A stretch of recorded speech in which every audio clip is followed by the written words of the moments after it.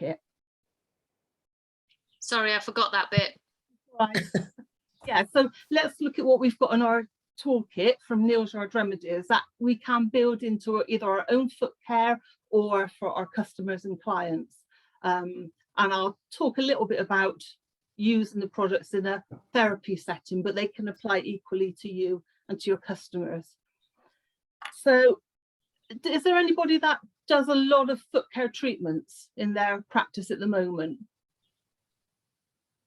That's fine. That's fine. Anne-Marie Rose is nodding, I think. Feel free to unmute. There's any I do reflexology as well, so it's quite good for that. Absolutely, yeah. And you're going to see a lot of things around the whole body and mind, aren't you, presented in those feet, but also very practical issues people are having with their feet as well. So yeah, chip in. So if you've got any ideas or suggestions as we're going along, chip those in as well, because I haven't got all the answers. So first of all, I'm going to think about exfoliation. I'm going to think about that before I even put my feet into a foot soak. And I'm thinking about it now. I must apologise to Sean. I haven't got my Nails Yard Remedies foot brush here at the moment because I've sold my last one. But I don't know if you're aware that we've got them in our shops. And they're fabulous, the Nails Yard Remedies ones. They're long armed, so they can reach all around the body. You don't have to bend right over to get to your feet or your back. And they have got a detachable head as well. So if you want to do some very close-up work, you can do that. So I recommend looking at those and also thinking about letting our customers know about those as well, because body brushing is a really healthy thing to do. So now this depends how ticklish your feet are, all right? You can start off with a body brush. Now, I always include my feet in body brushing. So body brushing removes that dead layer of skin. Now, it takes about 28 days for epidermis to replenish when we're young. As we get older, it takes a bit longer. It could take up to 6 weeks for that epidermis to replenish, which is why often as we get older, we notice our skin gets drier. So body brush, so imagine that's my foot and my fingers and my toes. It really does depend how ticklish you are or your customers are, or your clients are, because you can body brush. So when we body brush, we go towards the heart. So we'd be going down from our toes across the palms, and if you can, up, at least up to your knee. But that's a really great way before you put your feet in any water to start that circulation, to start that rejuvenation of the epidermis, the top layer of our skin. Can I just interrupt there, Lorraine? I have had permission to interject, everybody. Yeah, because otherwise I'd helpful. It would be helpful to have a picture. If I share the picture of the body brush, yeah, and perhaps whilst I share it, can you explain about the fact that the handle comes off? Because I think for this, that's quite relevant, isn't it? It's very relevant. Yeah.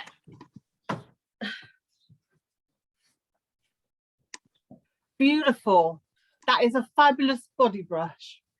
It's one of, I have to say, it's one of the best. I'm not just saying that because I'm a Nails Yardie. I would say it because we've got a lovely long handle there. So if you are stood up in the shower before you turn that shower on, and you it reaches all the parts that other body brushes don't reach. Oh, Jane, you hello. heard that out loud. Oh, That's okay. Good job, I wasn't rude. I'm so sorry. I don't mind, Jane, if you're rude. That'll give me a For laugh. those that didn't hear it, Jane said it's a body brush that reaches parts that other body brushes don't reach. Absolutely.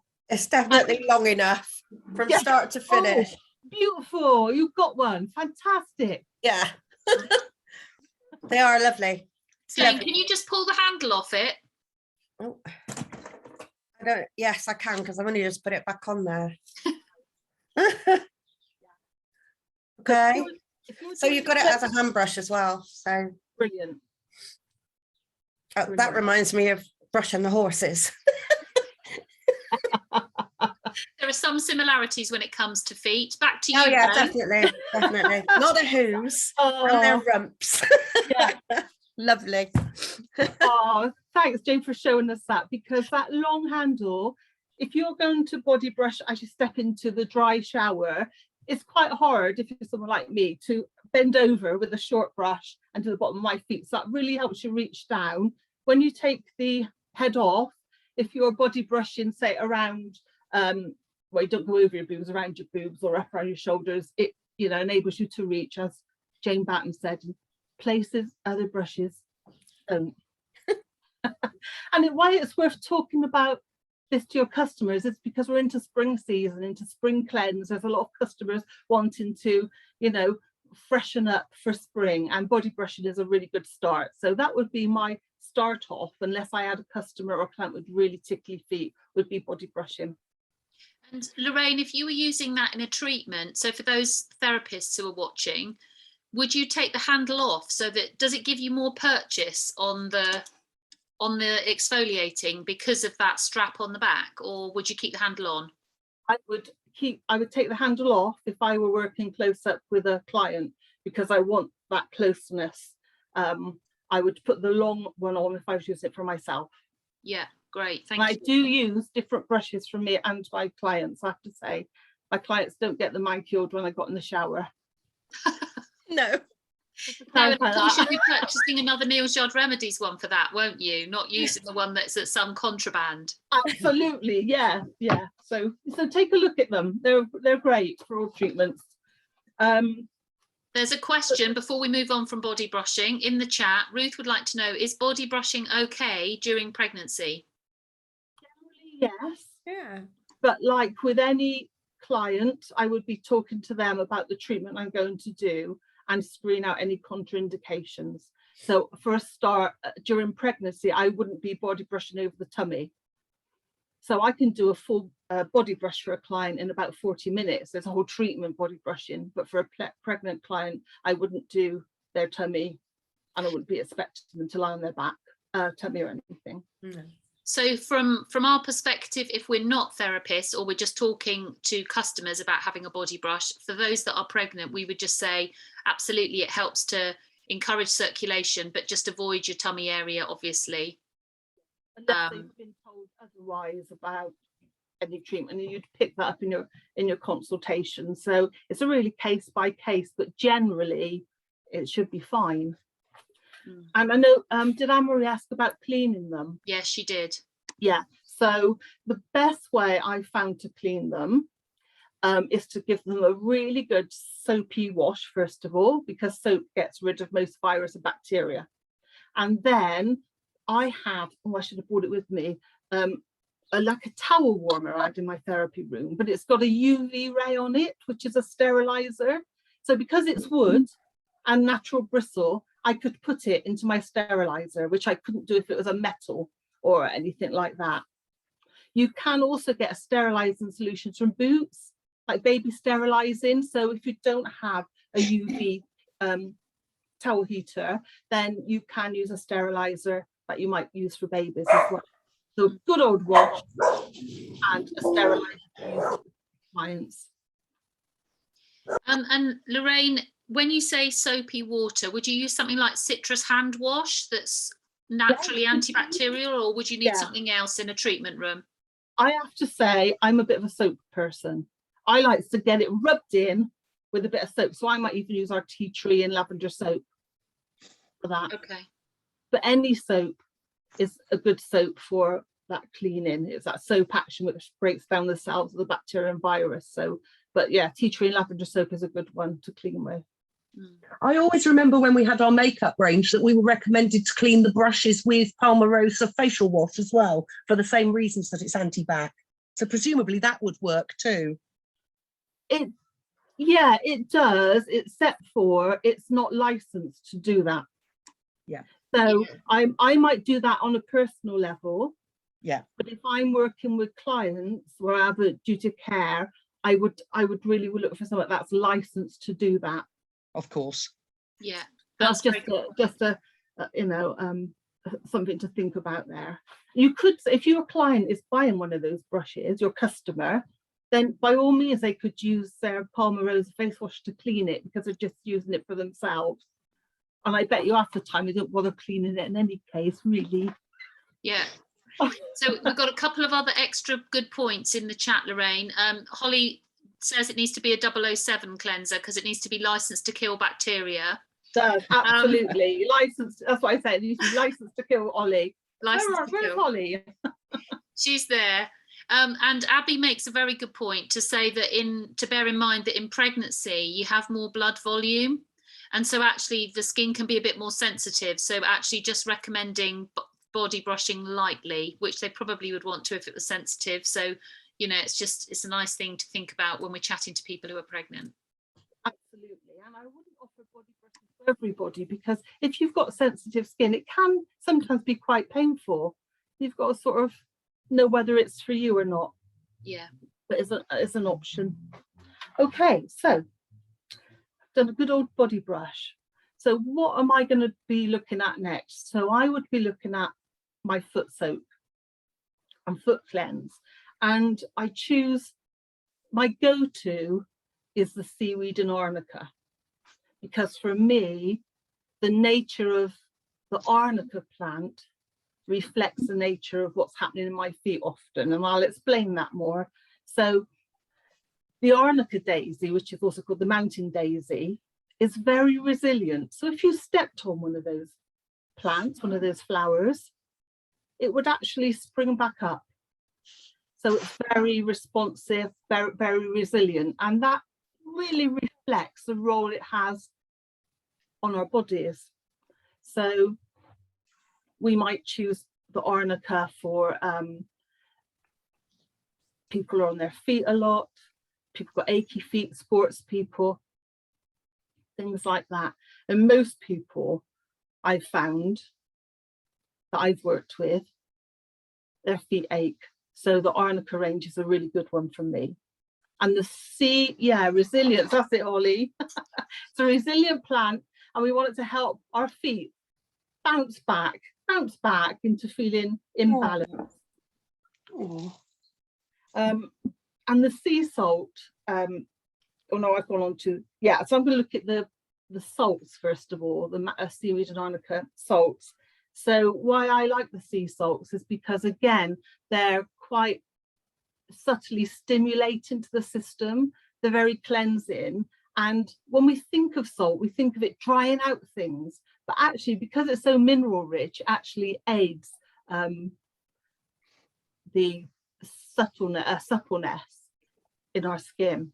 So I like the salts, and I think when you're doing a treatment, they can be quite a nice ritual as well, to get that beautiful jar out and a wooden scoop and to putting that in the foot bath for somebody. Beautiful. I've got some notes, I don't want to miss things, so I'll just talk about my favourite stuff. And again, studies done into sea salt suggest it's got some slight analgesic properties and anti-inflammatory properties, and it's got the hyaluronic acid in it, which always gets to me. Reminds me of that advert on telly where she goes, hyaluronic acid. So it's healing and hydrating, but again, we can talk about it in terms of our own experiences, but we've just got to be careful what we say to people, because it's not a licensed medicine. So I always try and stick to what Neil's Yard Remedies are saying on our website when I advertise it and promote it, although I can say to a customer, when I use it, it really hydrates my feet, and I think it helps my feet be less achy. So, you know, careful. Does anyone use the sea salts? Yeah. Yeah, I do a lot, and I think there's something very I don't know, actually. I mean, detoxifying is the word I want to think of. If I want a bath that feels like a purification, I go for that rather than foaming bath. It's not about being clean. It's funny, it's a subtly different thing, isn't it, than the foaming bath. So in a foot soak, how many scoops of salt would you use, Lorraine? And would you just keep it as the pure Neil's Yard Remedies bath salts, or would you use anything else with it? I would use, in a foot bath, I would use just the Neil's Yard Remedies salt. Sorry, you've gone a bit quiet. Oh, can you hear me now? Yeah, that's better. Brilliant. So in a foot bath, I would use maybe a couple of teaspoons or a tablespoon of Neil's Yard Remedies salts, because it's a small volume of water. Okay. If you have customers that like to put them in their bath and then say, I can't afford to pay £14 for a lavender bath salt, although I really love them.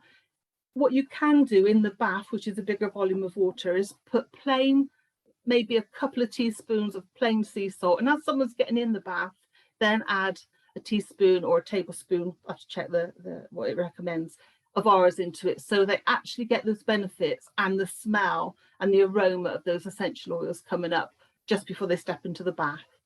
So I'd rather somebody did that and benefited from our bath salts and not buy them, because in their head they can buy dead sea salts at the chemist for a £5.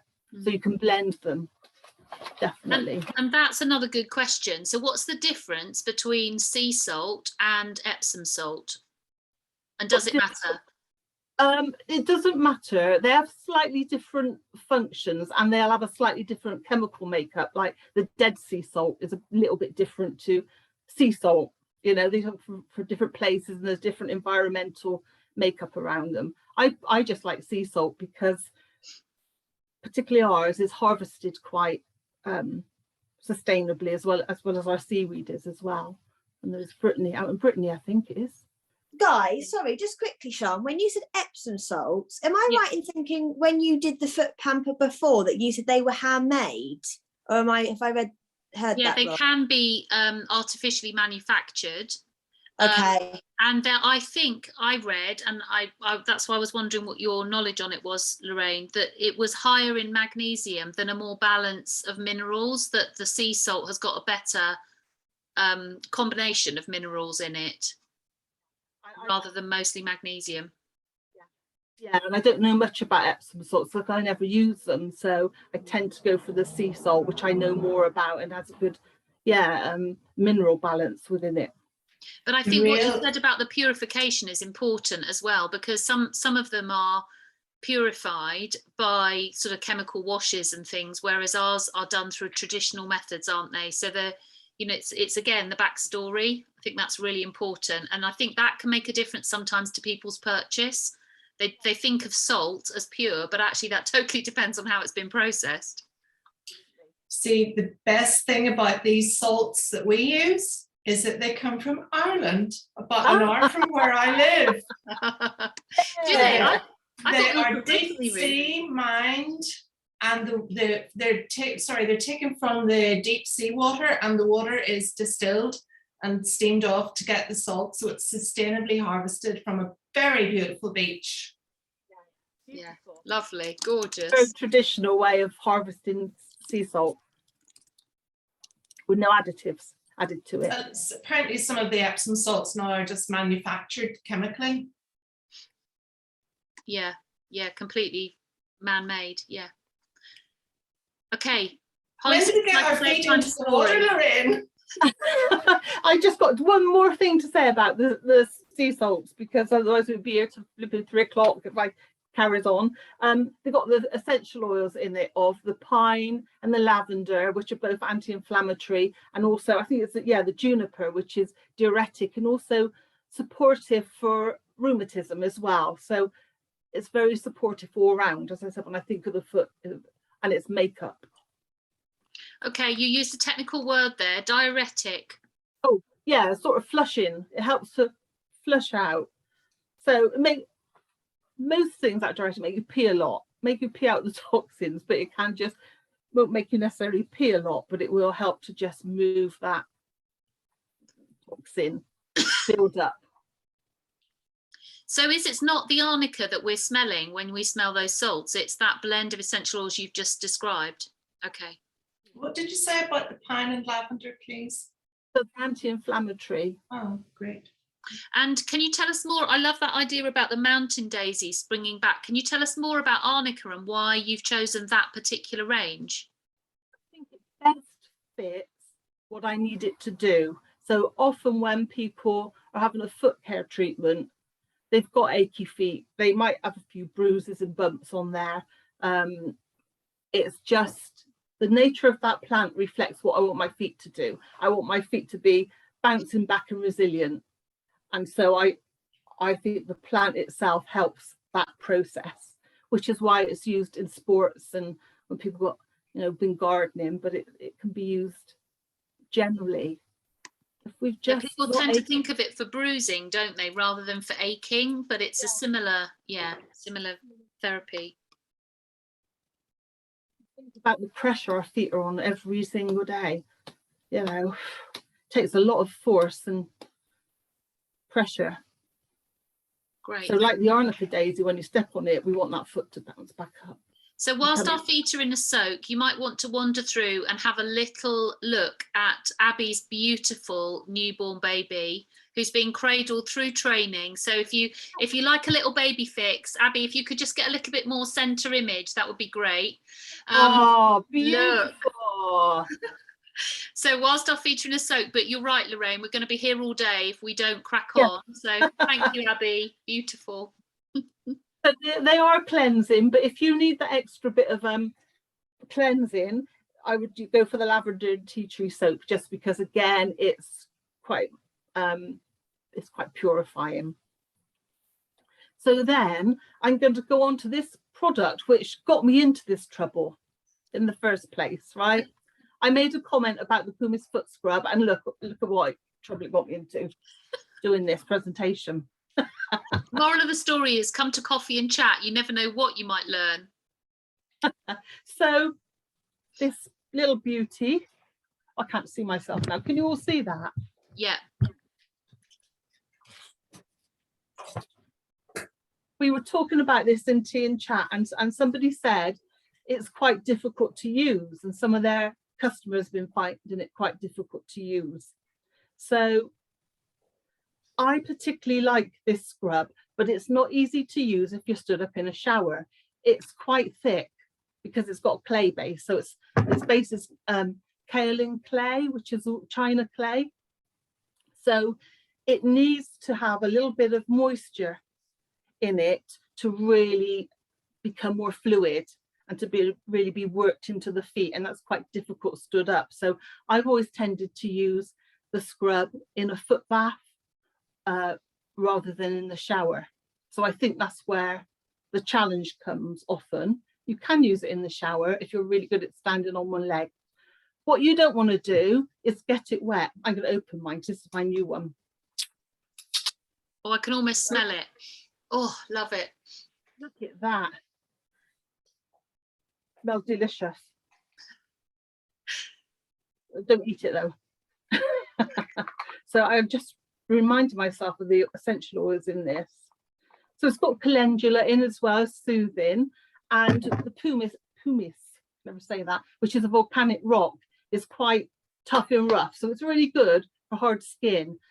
Often pumice on its own is too hard, so it's often tempered with another exfoliant. So we've got peach kernel in there as well. So that's the two exfoliant properties. Although white kaolin clay itself is quite a gritty clay. So again, it's got mild exfoliant properties. So you can see those clever people in Neil Jard Remedies have put the clay, the pumice and the peach kernel in to make the perfect combination for foot scrub.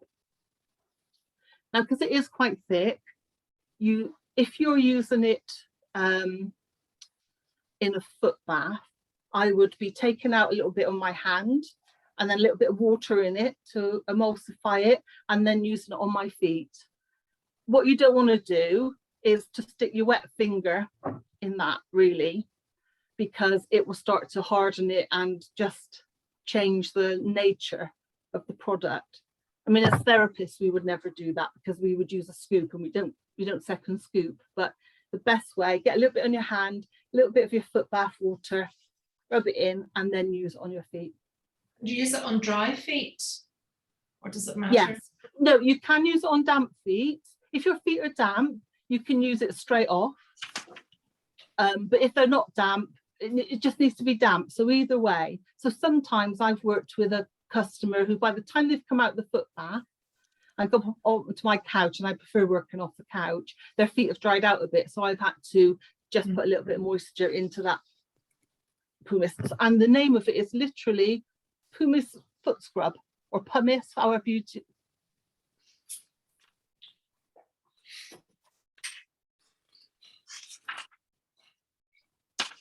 So it's got mallow and cleanse, mallow, which is a softener, and cleansing ginger mint to freshen and smooth. So again, looking at what the foot is made up of, that's a product that meets a lot of my foot's needs, which is why I particularly like that product. I can have another sniff of it. Smell the peach in it. You've got some envious attendees now, Lorraine. They actually just want to lean into the screen and have a sniff, don't you? So And Maria, I can see you're like, oh, let me at it. Yeah, we should have smelly vision. Come on, Sean. I know. I don't know what I've been doing. I have to decide whether to stop taking notes to put this on my feet now that are sitting in my foot bath. Bit of a dilemma. You can always watch the recording and do it alongside the products later, can't you? So Lorraine, let me just clarify the process. So we put our feet into soak to soften off some of that hard skin, and using the salts, that's particularly going to help to start that process of cleansing, isn't it? Yeah. But you don't want your feet dripping. You want them just a bit damp when you apply this product, yeah? Okay. Yeah, and do it one at a time. Or if your feet are dried out, or you've got a client whose feet have... Now, I used to work with people foot soaked then on my couch just because of my posture. So by the time they got on my couch, their feet were sort of more or less dry. So I would wet the scrub, but it does need to have some water to make it work easier for people. Because if you tried to use that on dry skin, it would be quite thick. Okay. Because How much do you use, Lorraine? Like this much? Yeah, probably about that much. Yeah, absolutely. Per foot, yeah. Here So we I go. probably use too much because I love it. Are you actually doing a demonstration, Ruth? It wasn't a demo, no. It was just I'm enjoying it here. So Lorraine, that's... I am. I'm doing a demo. So get out of the way. Don't lick my feet. You're doing it, Jane. I'm doing it, but the dog Sophie's likes it. photo bombing, Jane. We can't actually see. Yeah, move. It's all right. Don't you bite me. Look, foot. I love this. I love it. But Sophie's licking it off. That's the trouble. That's my problem with Oscar too. So about a teaspoonful to a foot. Is that Yeah, about that right? might be even too much. So it depends how big your foot is really, and how you know, tough your skin is. Okay, and how long do you rub it in for best benefit? I would keep going till it starts to sort of feel a bit dry, but this comes on to another point. Most, well, not most, we use clay, because different types of clay, in masks because they're purifying. So what you can do is to allow that, once you've rubbed it in, allow it to sit on your feet for a few minutes, because the clay will be working to draw out the impurities and to cleanse that foot. So you can use it a bit like a foot mask, if you like. Depending on your pedicure process, if you're a therapist, you have to always consider the length of time things take. Because if your pedicure takes you 3 hours, and you charge £30 or £40, that's going to be you're going to be broke. So as a therapist, we make our decisions about the type of treatment individually for each person. But yeah, leave it on your feet for a bit to give it a bit of a clay mask. It does dry out. It's quite hard to get off clay, as any of the therapists in the group would know if you try to get a clay mask off a client's face, because when it's wet, it goes translucent. When it dries, you think, I thought I got all that clay off. So it's really good actually to have your foot bath there to wash it off, or get in the shower and wash it off, because it's not slippery when it dries. Okay. Yeah. Any questions about this lovely foot? I'm so glad we've had a couple of models here today demonstrating. I couldn't have wished for better.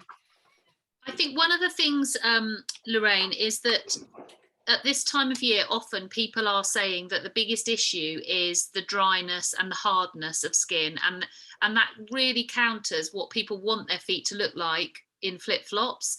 Is there another product that would help that process, or does this, you know, I mean, how long would somebody need to be using this? Not as one-off as in a treatment, but regularly to keep your feet in Regularly. good condition? How long Yeah. before you start to see a difference in hardened skin? And It very much makes a difference, and depending on the person, and also depending on their medical conditions. For example, you know, if their feet have become really deeply cracked, you might be preferring to go to a podiatrist, and then once you've got those conditions sorted, come back and implement a good foot care system for yourself to maintain, you know, what the podiatrists have done. It's really interesting with, if you get very thick, hard skin, which might have to be removed by a scalpel by a trained professional, it's best to get that done, because when you've got thick, hard skin and you've soaked your feet, that hard skin absorbs the water, and it's very hard to dry it out. It takes long, like rubbing it with a towel, like the rest of your foot would be dry, but that doesn't become dry, so it can harbor potential infection. So dry skin is really important to have it looked at if it's persistent and quite thick, really. And presumably in a treatment too, you might possibly have taken on a foot file and that kind of stuff to help with something that's between those two states.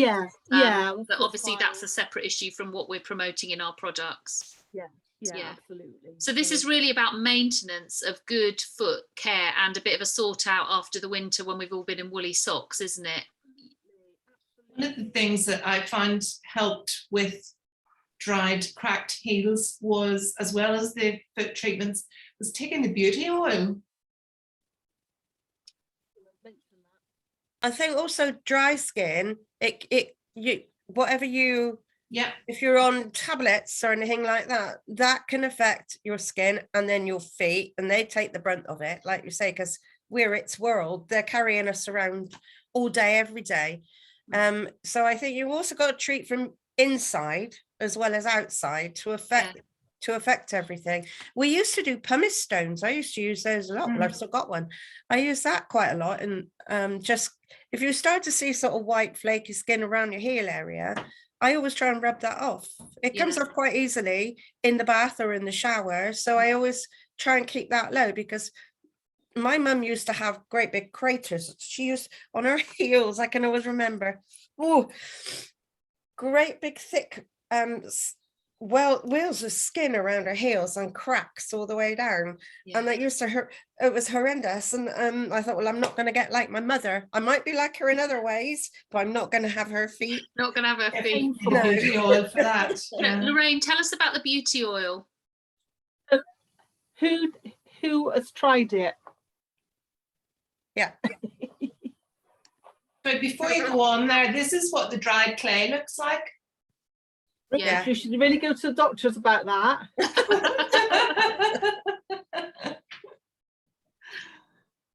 Yeah, so that clay is doing a good job drawing out the impurities. So the beauty oil, I think we've got 5 different, it's 5, that's right, different plant oils in there. So it's very rich in omega-3, 6 and 9, which is just great for cell health. So you won't take it and immediately see a difference. It's as those newer cells are coming to the surface, this is giving them a bit of a good coating, a bit of a good support. Now, I take it straight off the teaspoon. She's hardcore. Who else uses this? But I can't drink it off a teaspoon. No, Claire's with me. You've been outvoted, Lorraine. You just got to get over it and take it. It's a big ask, that is. It is. Oh. She's from Bristol, Claire. Yeah, we're strong in Bristol. Yeah. So to me, it tastes really nutty, but it is really strong nutty taste. Some people do say they take it in smoothies and different ways of taking it, but you know, if I constantly tell my amygdala, my security guard in my head that's terrified of everything, that it's going to taste awful, but before I've even opened that bottle, my brain is going, it is going to taste awful, it's disgusting, da, da, da. So sometimes you just got to, it's good for you. It's good for you. It is very good for you. I think, I mean, I don't like the taste of it very much, but it is the easiest thing to drink. If you put it in the top of a little glass of orange juice, I mean, I blitz it in my NutriBullet if I'm doing a smoothie, but if I'm not doing a smoothie, it basically blobs to the surface of a little glass of juice and it just sits there like a little puddle of oil on the top. And if you knock that back, the citrusy taste just completely takes the oily texture and the taste away. But I think the benefits absolutely outweigh. And I just wanted to reiterate what Ruth was saying. Because it's internal, I think often in the West, we think of products as something that we apply to the outside to solve a problem. This will help dry feet, but what it's also doing is anti-inflammatory all through your system. So it helps with hot flushes, it helps with, well, for me, it's helped with hot flushes, it's helped with skin sensitivity, so sort of reactive redness in my skin. It helps with my hair strength, my nails.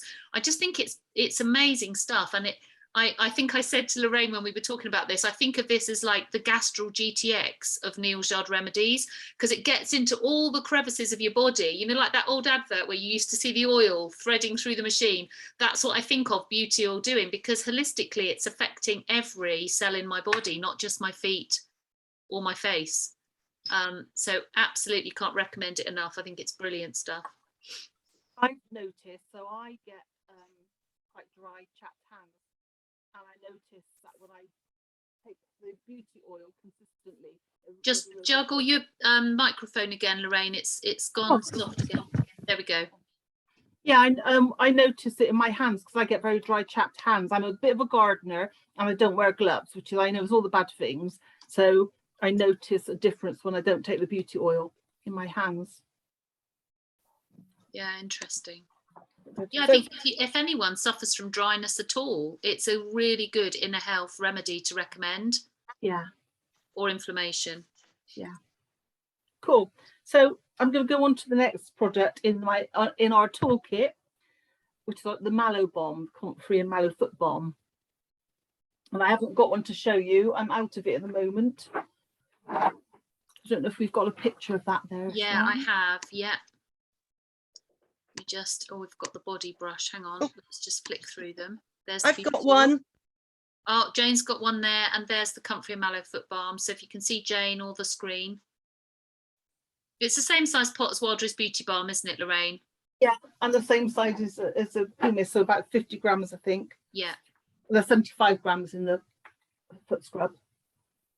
So again, by its name, we can read, so Comfrey in folk herbalism is called nip bone. So traditionally it's been used to heal cracks and fractures, etc. So Comfrey is very reparative on the skin. It's got an almond and wheat germ, which again helps repair mild cracks. So again, if we're using it regularly, it should stave off getting to a extreme condition, which can be very painful for people. So it can help repair and keep our skin elastic.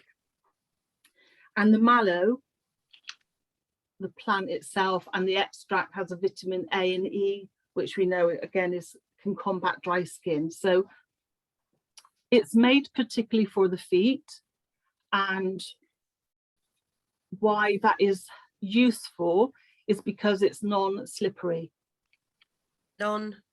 Slippery when it's rubbed in. Okay. So does anyone know how many oil glands we've got on our feet, on the soles of our feet? We're going to default off to Anne-Marie for this one, I think. she's oh no, don't ask me. Go on, take a guess, Anne-Marie. I don't know. I'm not sure. I can't remember. That's all right. You haven't got any. Oh. We've got no oil glands on the bottom of our feet. What we have got is the largest amount of sweat glands per inch compared to any other part of the body. And if you think about it, it makes absolute sense, because imagine having the bottom of our feet constantly oily. A, it would lead to infections, and B, we'd be slipping and tripping everywhere. So in our evolutionary process, we might have died out now if we had oil ducts in the bottom of our feet. Hello, Julie. We don't want to upset the evolutionary process, so we better No, use this comfy and mallow really, foot we're balm. going to have, you know, a lecture on the evolutionary process and why our foot balm fits into that.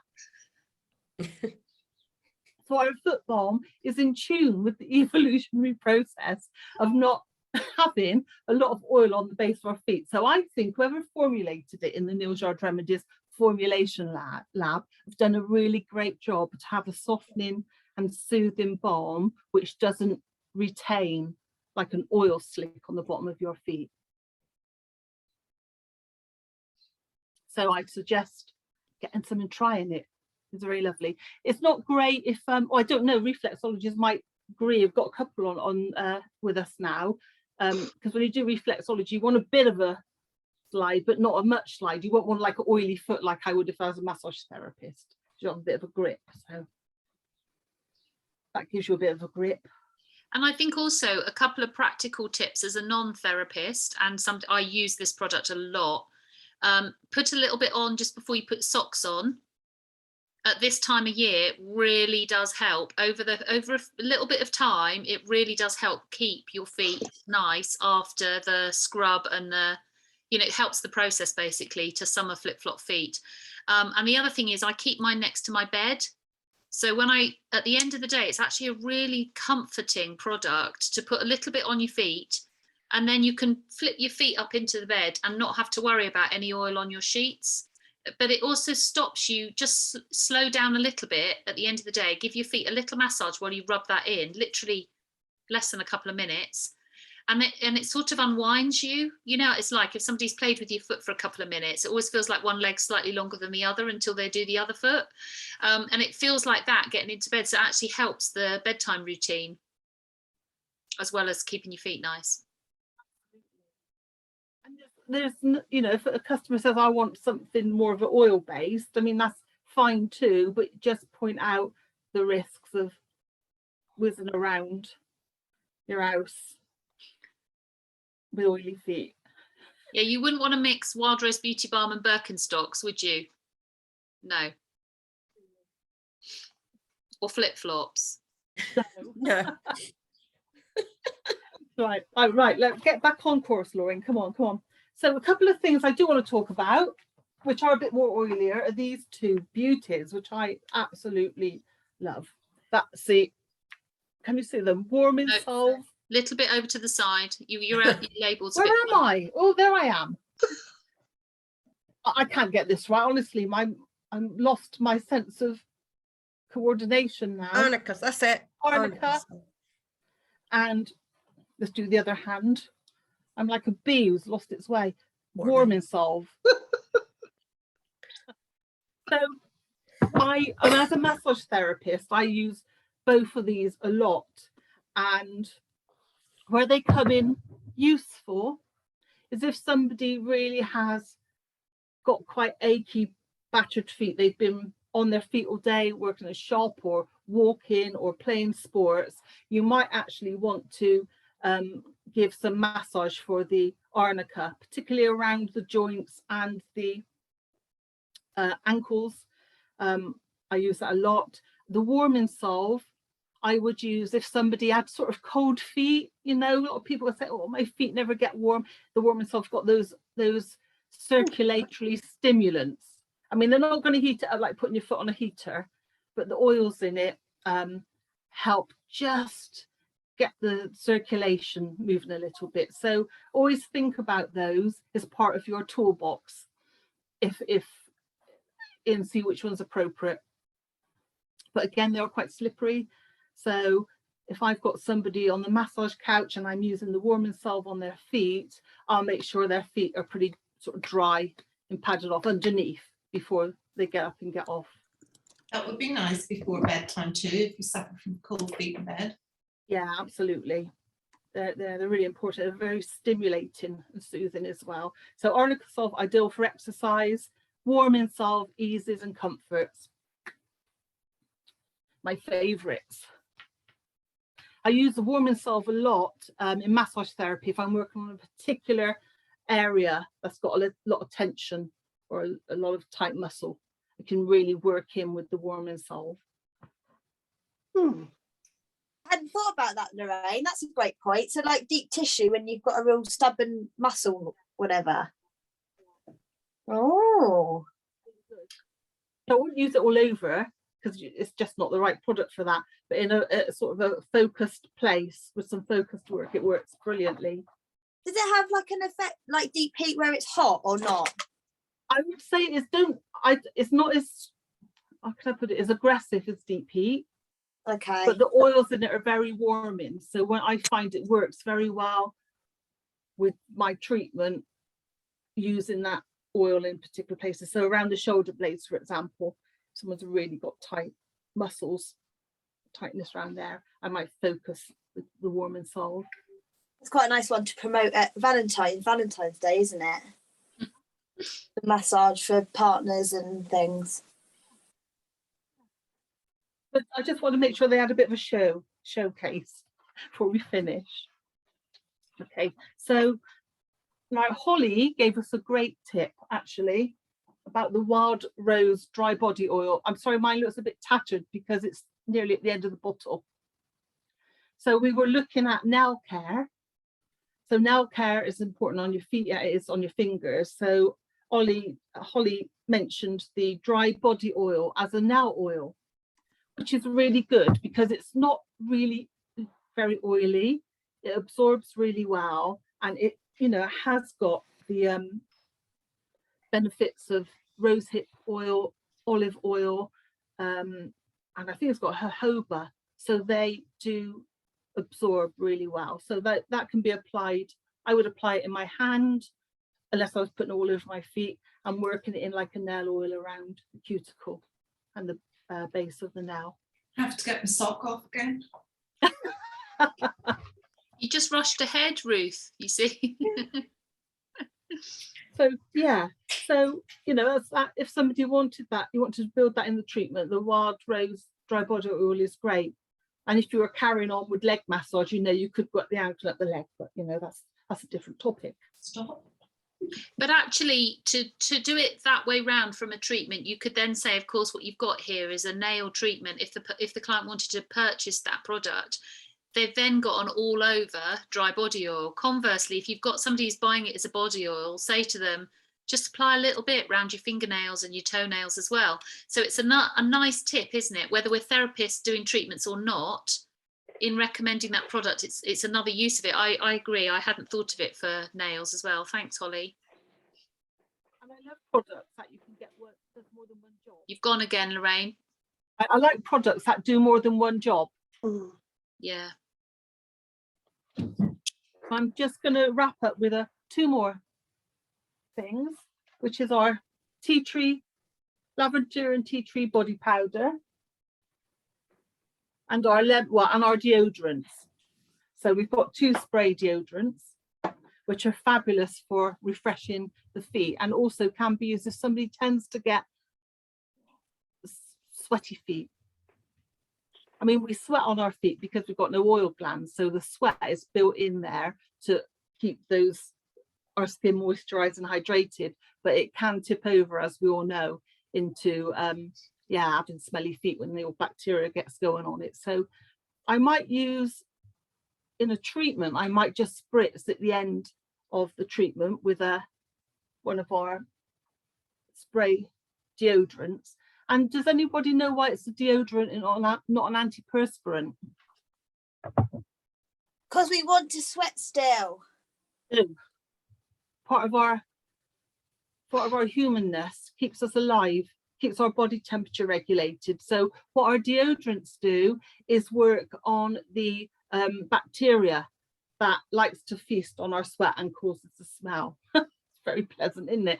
So in our lemon and our lavender and aloe one, we've got an alpine moss, I think it's alpine moss, which actually likes to address the bacteria. In our lemon and coriander, we've got 8 essential oils like lemon, like coriander, which again can actually work on the bacteria which causes our sweat to smell. So if somebody is used to using antiperspirants and they want to move to one of our more natural products, ask them to give it a week or two for their body to change. Because if you think about it, if we've been blocking up our pores with antiperspirants, that's what it does, blocks our pore ducts, it takes a while to detox from that. So, and for our bodies to become more used to our more natural deodorant. So people need to just be encouraged to live with a process of change for a while. That's my experience. That's Lorraine's really nice therapeutic way of saying, be warned, you're likely to be a bit whiffy for a couple of weeks. Yeah, absolutely. I mean, I can remember when I first changed over, I thought this is never going to work. You know, I was working at the hospice there, and as Julie knows, you know, we're quite close up with our poor old patients there. And I thought, I'm going to stink. But actually, now I don't use anything else. So my body's adjusted not to having my pore blocks. I think also, I know you're going to talk about body powder, Lorraine, but when I started using our deodorants, because it never occurred to me to think about, you know, aluminium and all the other things that are in antiperspirants, somebody recommended having the body powder on underneath the deodorant just for that first, well, it doesn't have to be just for the first whiffy stage, but I found that really helpful. I find hand spray is brilliant if one gets a whiffy, a quick spritz of that when I'm doing fairs and events, quick spritz, and the smell is gone instantly. So there's another product that does more than one job. I love it. I love it. I would say don't do it if you shaved your armpits. Give it a few. Yes, that stings. But it is fabulous. Yeah. So again, in the treatment, I might actually even chill it if it's hot and do a spray. What you don't want to do is leave any wet between the toes, because that's going to harbour infection, and you know, you're going to encourage you know, athlete's foot, things like that, fungal infections. So always in mind of keeping the feet dry and comfortable at the end of our treatment. And lastly, I'm going to shut up then, go on to our lavender and tea tree powder. And I love this. This is one of my favourite things. And I don't think we talk about it enough, really, our powder. So it's cornstarch, it's not talc. So it's really important we get out the habit of saying talc. And when I sometimes say talc, it's not because I'm talking about the mineral talc, it's because I've always called it, I've grown up calling it talcum powder. So I've had to learn to change my language, because this isn't talcum powder, it contains no talc. It's cornstarch and essential oils in the powder. And I might use that on the foot, maybe not after I've used oil, because it can get a bit, it's like a sticky solution then. But yeah, but you know, if somebody has got chafing on their feet, they've been running, or they've had a shoe that's rubbed, it's so comfortable to put a powder on the feet. So that's always a key one in my toolbox. And Lorraine, can I just ask you something, lovely? So when you talk about the powder that you put on their feet, so would you put that on at the end of when you've done your massage or whatever with their feet, and then just leave them with the powder on their feet? Very rarely I put it on the end of a treatment, because as a massage therapist, often there's quite a lot of oil, though I make sure the feet are dry and between the toes are dry. You could do, so if somebody's like, you could tell, can't you, sometimes, even if they don't say, you can tell their shoes have been rubbing, or they've got a bit of a sore spot on the back of the heel. I might suggest that we finish the treatment and put it on then, or that they start to use a powder to support them to either get their shoes fixed or whatever's causing the chafing. So that's a good idea. Yeah, okay, it's a good one. Okay, Tal. And would you use it? Sorry. I Go was on, just Jane. going to say, for my personal use, you talking about between the toes and all that sort of thing, pretty much every day I'll dry between my toes, and then I'll put the powder between my toes, because I think the lavender, the tea tree, is really good for helping to safeguard against athlete's foot. Sorry, Sean. Yeah, no, it's fine. I was just going to say, when I was doing sort of sort your feet out last spring, actually probably a couple of years before that, one of the common complaints that people had, or issues to address, was going from socks and boots into like pumps. And often the conversation was around cheapy pumps that you pick up for a few pounds. You know, they're not leather and they make your feet sweat, and often people don't wear socks inside them. And I think this powder is perfect for that problem. So going to lighter footwear, rather than you don't go from socks and boots to flip-flops very often. There's that middle footwear, isn't there? And that, I think, this powder is brilliant for speaking into that season. And the other thing is for the rest of the family. So the other discussion that's come up when we've had these conversations in kind of get-togethers and workshops and stuff is smelly boys and trainers. And I think actually some guys will be up for putting a bit of powder on to really cheesy feet before they put their socks and trainers on. That makes a difference. And Lorraine, I think you said when we were talking about the spray deodorants, or it might have been somebody else on the coffee and chat, but about spraying it into shoes, because those sprays you get to freshen up shoes are full of hideous chemicals, and using our deodorant, a quick spritz of that is quite good. And the other thing is just a bit of tea tree or a bit of peppermint essential oil on a cork in the trainers of somebody in your household whose footwear is a bit offensive. Air as well, it needs to be breathed out. So if somebody's having you know, that change, like you said, we don't go from boots and socks right to flip, although I do, because I wear flip-flops all year. Sometimes I don't wear any shoes at all. Even in winter I get told off about that. You could put your spray on your feet, allow it to dry, so make sure you're not putting those between your toes and wet feet into your, allow it to dry, and then put your powder on top, so you've got a double whammy there, a deodorant and a comforting purifying powder. Lovely. I think that's my toolbox today. Full up. I think that's brilliant. What I love too is that for the therapists, I hope you guys have got options for different needs. It's not a set prescriptive process, is it? It's, you've got different alternatives depending on dryness or sensitivities or whatever. Does anybody have any questions for Lorraine before we finish? Easy. That are easy, you said. No, any questions at all, even the difficult ones? No questions, just amazing content. Thank you. It was lovely, and I've just done it and my feet feel amazing. And the most incredible thing was spritzing with the deodorant. It's so cooling. It's beautiful. So cooling. It's fabulous, isn't it? It's really, really lovely. And actually that's interesting, because it occurred to me as we were chatting, when you've got tired feet in the summer, just a spritz of that would wake you up. It would freshen you, wouldn't it? Almost like the white tea facial mist, but for your feet. Yeah. Can you use the white tea and the frankincense for your feet? Well, I don't see why not, but I just think the benefits of the coriander or the lemon or the you know, tea tree, it's just such a lovely fragrance, isn't it? In the days when we used to travel to hot countries for Yeah.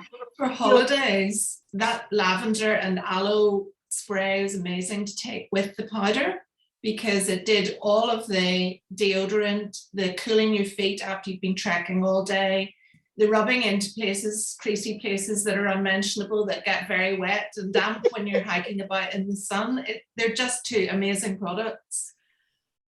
I love that. So delicately put, Ruth, and yet so visual. And Abby has preempted me on the chat. I think that's really lovely, Abby. Thank you.